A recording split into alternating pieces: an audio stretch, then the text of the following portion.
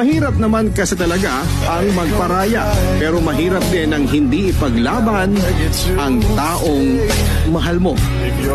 Kung papipiliin ka sa love story na gusto mo, ano ang pipiliin mo? Yung taong mahal ka na kaya kang ipaglaban hanggang patayan?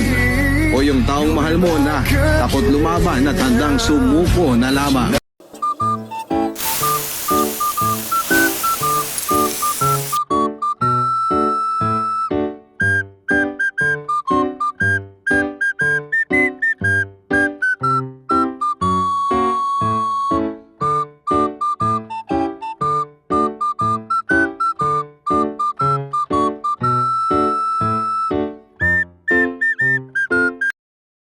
Akala ko malamig kasi umuulan.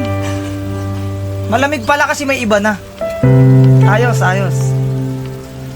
Lagi na lang Ginawa ko naman yung best ko. Nagbulag-bulagan ako. isip